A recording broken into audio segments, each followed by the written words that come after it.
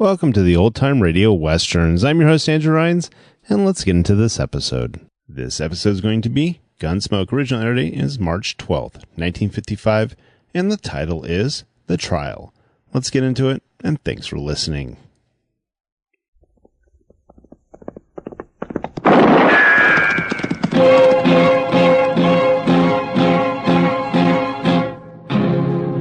Gunsmoke, brought to you by L&M Filters. This is it. L&M is best, stands out from all the rest. Around Dodge City and in the territory on West, there's just one way to handle the killers and the spoilers, and that's with a U.S. Marshal and the smell of Gunsmoke.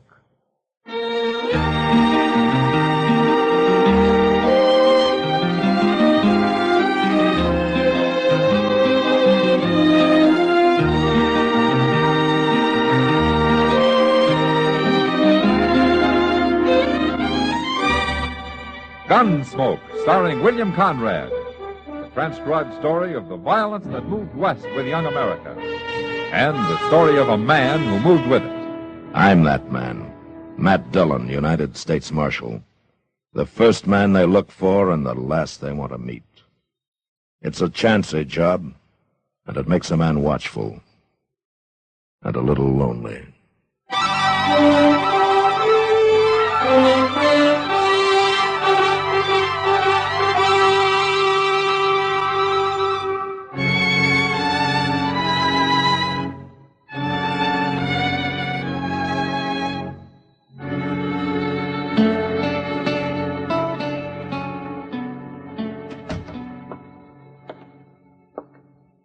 Matt! Oh, Matt! Where are you? Sit down, Doc. I'll be right in. Oh, well, thank you.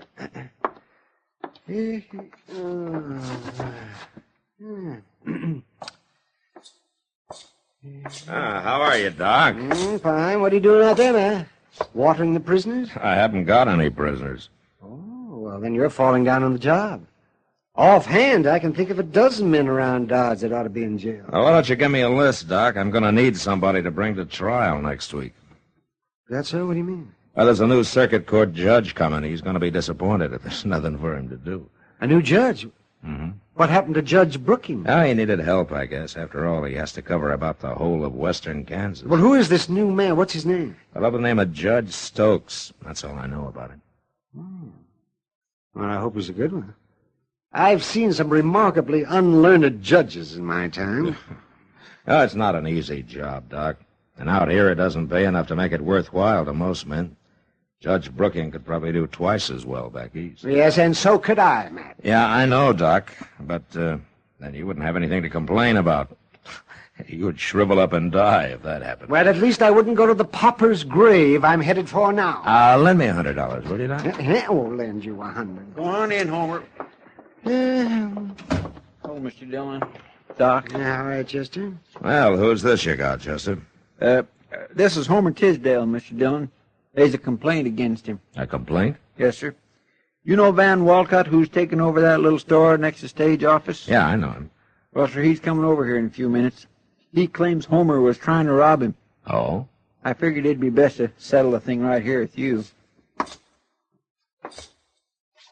Were you trying to rob him, Homer?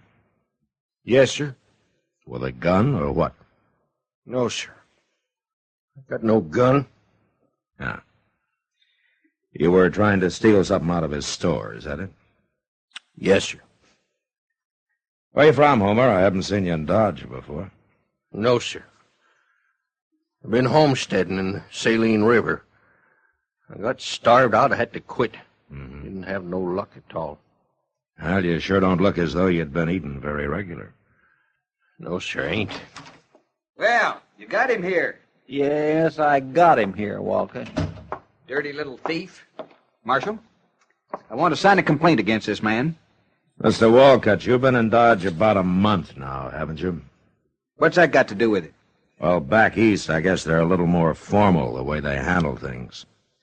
Now, why don't you just tell me what happened, huh? Well, I was next door at the stage office talking to Jay Buford. We heard a crash over to my store, something falling. So we run out, and there he was. We caught him red-handed, Marshal. Caught him doing what? Stealing, that's what. Well, you haven't told me what he stole. He had a whole handful of potatoes, Marshal. The man's a thief, and he belongs in jail. Is this true, Homer? Is that what happened? Yes, sir, Marshal, it's true. I was hungry. I seen them potatoes. I thought he wouldn't miss a couple. I could pay him back later. A man who steals belongs in jail. He shouldn't have done it, Walcott. I admit that. Then throw him in jail. I can't do that. Why? Well, for one thing, Chester and I have got to ride up to Fort Larned for a few days. There wouldn't be anybody here to watch him or feed him. Leave him some water. It's all he needs. Chester. Yes, sir. Take Homer over to the Long Branch, will you? Maybe Sam Noonan can put him to work sweeping out or washing glasses or something. Huh? Now, look here, Marshal. You ain't going to make a fool of me. Get going, Chester. Come on, Homer.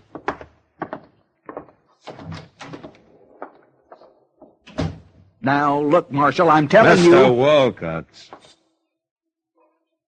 Why don't you go back to your store, Maybe somebody's found a few pennies and wants to buy that handful of potatoes.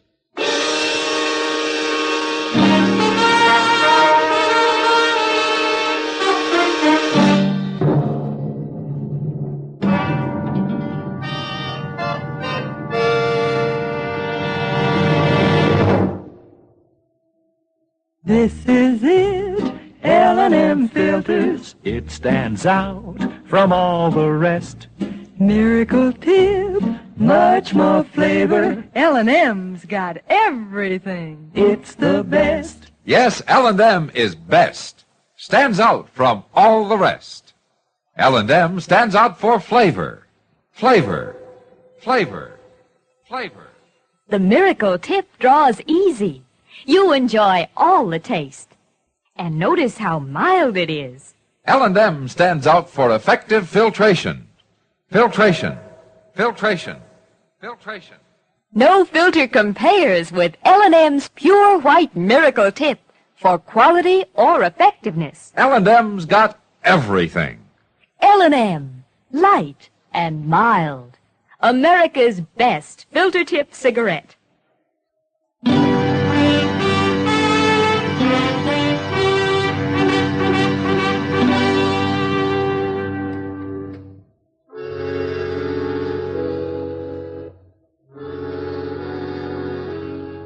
Doc was right. There probably were a dozen men around Dodge that should have been in jail. But if the law was going to start locking up men like Homer Tisdale, I figured they wouldn't need me to handle the job. At least that's what I thought on the way to Fort Larned. It was 4 days later when we got back, and I found out different. We were riding up Front Street, past the stage office, when Jay Buford, the stage company manager, and Van Walcott spotted us, started yelling. I had Chester take my horse while I got down and went over to see what they wanted. You came back just in time, Marshal. If he'd done what I said, it wouldn't have happened. I was just telling Walcott if you didn't get back today, we'd have to do something ourselves. What's the trouble, Buford? Murder. Murder and robbery, Marshal. Right there in the stage office. Charlie Reynolds is dead and $10,000 is gone. Happened this morning. Hold up. It was about 8 o'clock, Marshal. And I just opened up my store and gone into the stage office to say good morning to Jay. He was standing there talking to Charlie Reynolds, and I no sooner got inside than the voice out back yelled at us to throw up our hands. We did, too. And then this gunman come forward, wearing a mask. Knew right where the money was, too. I had it in the treasure box waiting for the stage to go north, Marshal. He opened it up. It was all bills. And he scooped them out into his pocket, and then he stood there, Marshal. And he told us not to try to follow him. And then before he could even move, he pulled the trigger on poor old Charlie Reynolds and killed him. Just like that, no reason at all. You didn't follow him, he got away. Who's gonna follow a killer like that? We ain't crazy. Any idea who it was? You bet we do. Who? That mask didn't hide nothing. Well, who was it? Homer Tisdale. What? Plain as day, even if he hadn't spoke. Homer ain't so meek as he looks, Marshal. He's a killer, that's what he is. All that other's just pretending. You should have put him in jail first off. Any idea where he is? Must be halfway to Texas by now. But you better find him, Marshal. Yeah. Well,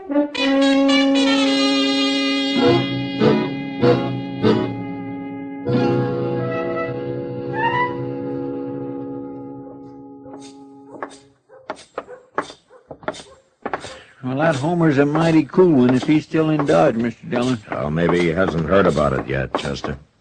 You don't think he did it, do you? We'll ask him if he's in here. There he is, sleeping out back them tables. Oh, hello, Marshal. Chester. Hello, Homer. Feller's looking for a drink. It ain't 10 o'clock yet. Homer, how long have you been here? Well, come to work around 8:30, Marshal. Why? Where were you before that? Out back. Sam lets me sleep in the shed he's got out there. Homer, can you prove that you were out there at 8 o'clock? Did anybody see you? Oh, no. Nobody ever comes out there. Why, Marshal? Well, the stage office was robbed this morning, and a man was shot and killed. J. Buford and Van Walcott witnessed it. They say you did it. Me? They're willing to swear to it. Well, I didn't rob him. I didn't kill nobody. I wouldn't do nothing like that, Marshal. You don't believe him, do you? It doesn't matter what I believe, Homer. But there are 2 witnesses, and you haven't even got an alibi. Well, Marshal, I was right out back there. I was eating a little bread and some bacon a feller give me. Homer, will you promise me something? Why, sure, Marshal. What? That you won't leave Dodge. Oh, I'm in bad trouble, ain't I? Yeah. I won't run, I promise.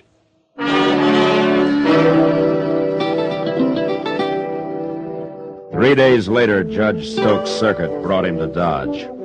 I went over and talked to him about Homer Tisdale.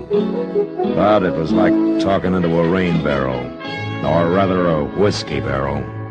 The judge seemed to have more interest in corn liquor than in the law. And all I could get out of him was that a jury would have to decide the case. So the following Monday morning, court was opened in an old dance hall across the railroad tracks. A jury was sworn in, and Judge Stokes took over. First, he put Van Walcott on the stand, then J. Buford. Chester and I sat with Homer and watched. Hey, Marshal, there's something I don't understand. What, Homer? Well, this judge, he's been talking to Walcott about me, and now he's going to talk to Buford. Yeah? Well, ain't he going to ask me nothing? Oh, sure, he'll put you on the stand, but you'll have your own lawyer to help you. Well, what? That man sitting right over there, he's the lawyer the judge appointed to defend you. Oh. Well, how can he help me? He ain't even talked to me. He won't know what they say. Well, he will talk to you, Homer. I guess there's no hurry about it. Mr. Dillon, I never seen that lawyer before. Did you? No, he's a stranger to me, too, Chester, but Judge Stokes seems to know him. Well, what I don't understand is why they ain't no persecutor. It's prosecutor, Chester. But I asked the judge about that, and he said that there was no need for one. Well, I guess he knows what he's doing. Buford's sworn in now. Let's listen. Now, Mr. Buford, we've heard the testimony in detail from Mr. Wolcott, so to speed things up a little, I'll just ask you a few questions. Yes, sir. You were at the stage office when the holdup took place, right? That's right, Your Honor. And you saw everything Mr. Wolcott saw, is that right? Yes, sir. Bandit came in, took $10,000 in bills out of the box, and then shot and killed, what's his name? Charlie Reynolds, Your Honor. Charlie Reynolds. All right, Mr. Buford. I want you to tell the gentlemen of the jury who that bandit was. It was Homer Tisdale, Your Honor. Homer Tisdale. How'd you know it was him? Well, he had a mask on, but it didn't really hide nothing. It was him, all right. Besides, it was his voice, plain as day. And you knew him before? Sure. The day we caught him robbing Walcott's store. He's been a thief ever since he come to Dodge. Now, look here. Your Honor. You're out of order, Marshal. Your Honor, he's giving the jury a wrong impression of this man. Sit down, Marshal, or I'll hold you in contempt.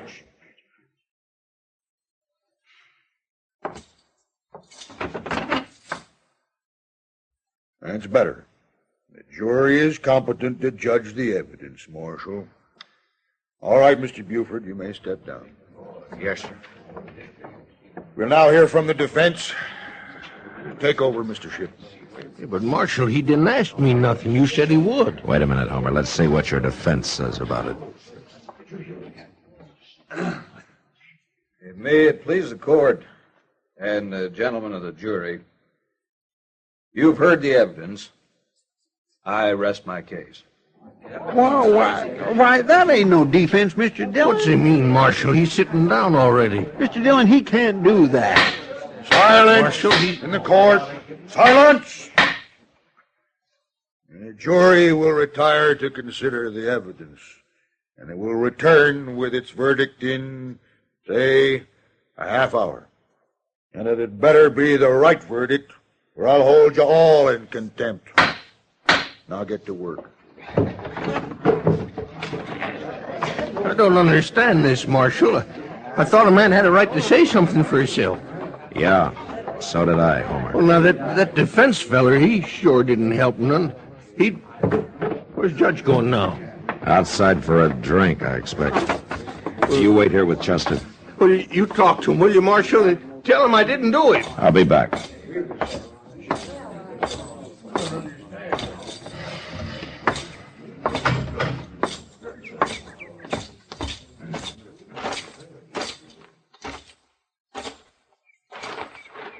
Have a nip, Marshal?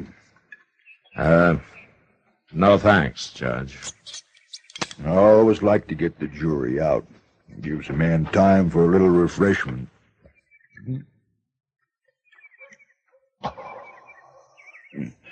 That's good corn you make here. Yeah. You know something, Marshal? I'm a drinking man, but I've never been drunk in my life. Never once. Well, that's fine, Judge. Marshal, I'm sorry I had to sit you down so hard in there, but a court's got to be run by one man, or it'll get out of hand. I know.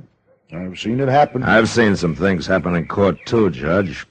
But I never saw an accused man not get a chance to defend himself before. You heard the evidence, Marshal. What defense could he make? It'd just be a waste of time. Oh, I see. I want to get this trial over with. I got to take the Santa Fe up to Abilene at midnight, and that doesn't give me much time to see Dodge, does it? No, I guess it doesn't. In fact, a half hour is too long for that jury. I'm going to call him back now. You'll excuse me, Marshal? Sure. Oh, maybe you'll change your mind and have a drink with me after, Yeah, maybe.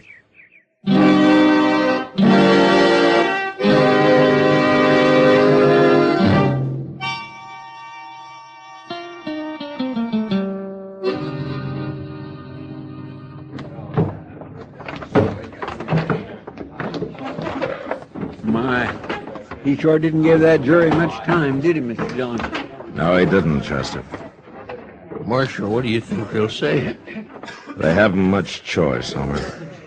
Well, gentlemen, have you reached a verdict?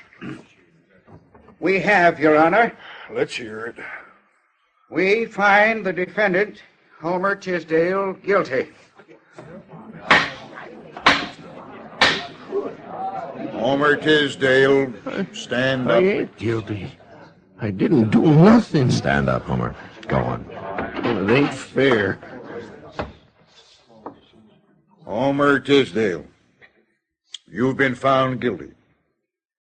Where's the money? What'd you do with that $10,000? I ain't got it, Judge. I didn't take it. Honest. Silence! Since you won't tell us where you buried that money, I'm going to sentence you. For robbery, you get 20 years in prison. 20 years? But you'll never serve them, Homer Tisdale. You're a double-dyed monster. and your hands are steeped in human blood. Creatures of your like aren't fit to live. Away with you.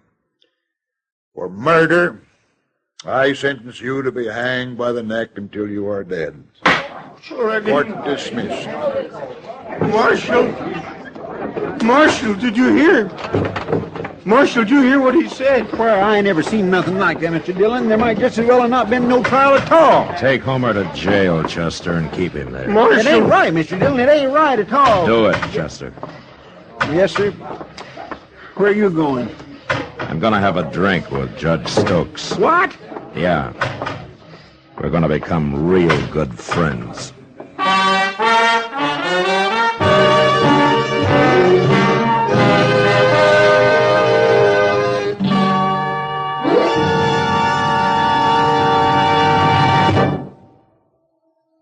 L&M is best, stands out from all the rest. L&M's got everything. Everything? Everything. Best flavor? L&M stands out for flavor. The miracle tip draws easy, lets you enjoy all the taste. Best filter? L&M stands out for effective filtration. No filter compares with L&M's pure white miracle tip for quality or effectiveness. Best tobaccos? Highest quality tobaccos, low nicotine tobaccos, L&M tobaccos, light and mild. Every way, L&M is best, stands out from all the rest. How easy they draw. How mild they are. L&M's got everything. King size or regular, L&M is America's best filter tip cigarette.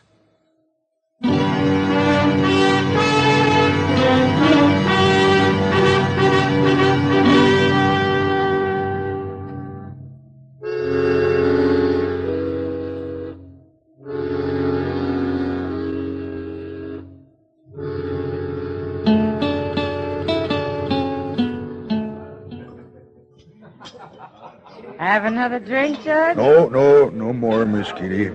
I've got to be going. Go on, pour him one, Kitty. He's got an hour yet before his train leaves. Sure. You'll have another, Judge. But, There. You can't sit around a whole hour without a drink. but I told you... Aren't you enjoying yourself, Judge? Oh, it isn't that, Miss Kitty, but I haven't been alone all day or all night. Well, it's been my pleasure, Judge. I don't often get a chance to be with a man like you. Yeah, I know. There must be things you have to do. I don't feel right taking up your time this way. No, don't worry about him, Judge.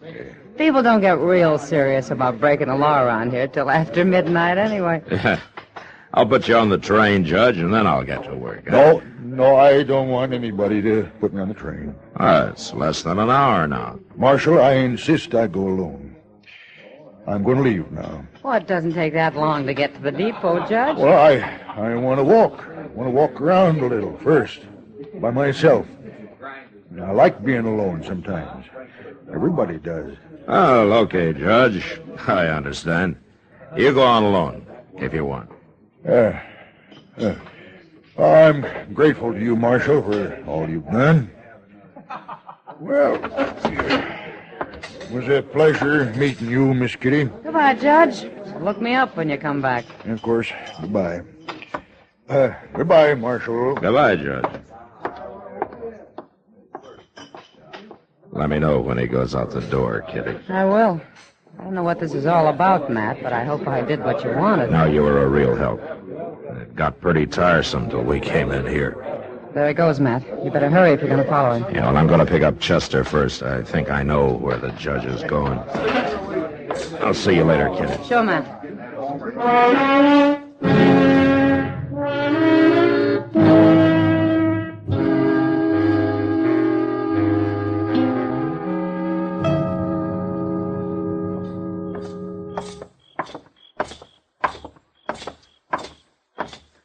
Gracious, it must have drove him crazy, Mr. Dillon. You dogging him around that way. Well, it worried him some, Chester.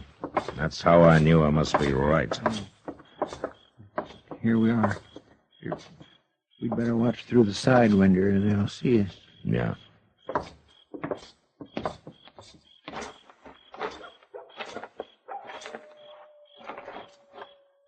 Can you see anything, Mr. Dillon? Yeah, there and back there. And that's Judge Stokes with him. All right.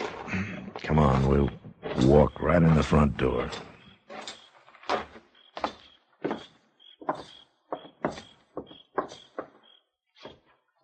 Now, look, Chester, you get to one side when we go in, huh? Yes, sir.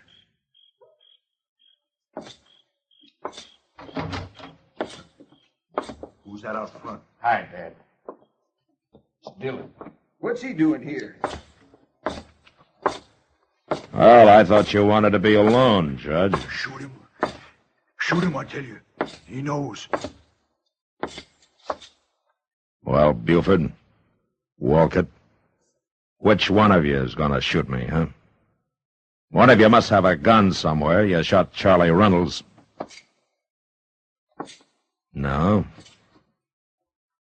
All right, then get your hands up while we search you. I got a gun, Marshal. Here. I'll give it to you.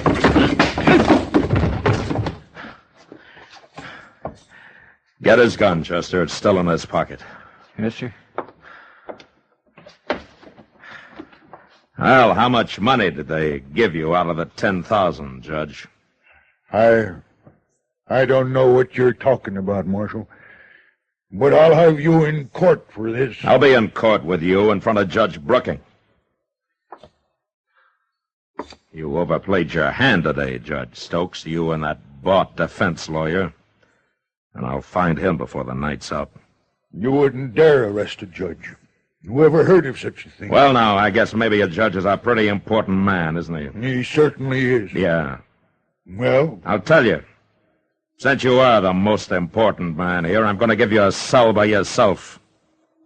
You can have Homer Tisdale's. He won't be needing it anymore. Now, get moving.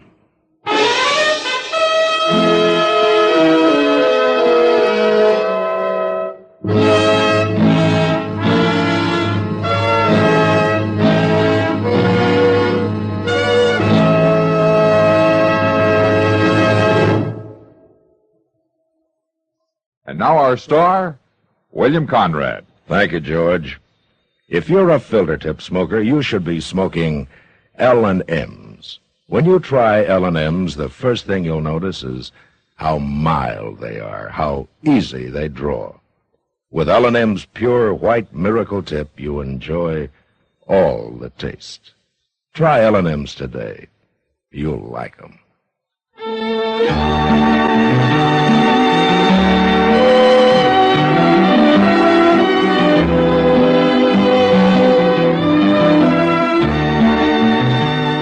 Gunsmoke, produced and directed by Norman Macdonald, stars William Conrad as Matt Dillon, U.S. Marshal.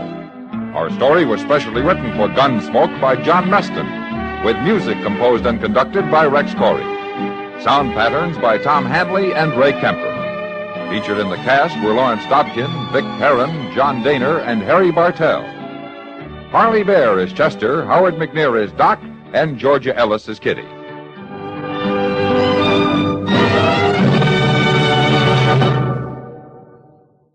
Stop! Start smoking with a smile, with Chesterfield, smiling all the while, with Chesterfield. Put a smile in your smoking, just give 'em a try. Light up a Chesterfield, they satisfy. Put a smile in your smoking. By Chesterfield. So smooth, so satisfying. Chesterfield. You'll also enjoy Chesterfield's great radio shows. Perry Como sings all the top tunes on CBS Radio every Monday, Wednesday, and Friday. Jack Webb stars in Dragnet on Tuesday nights. Check your local listings. Remember, listen again next week for another transcribed story of the Western frontier when Marshal Matt Dillon, Chester Proudfoot, Doc, and Kitty, together with all the other hard-living citizens of Dodge, will be with you once more. It's America growing west in the 1870s. It's drama. It's Gunsmoke. Brought to you by L&M Filters.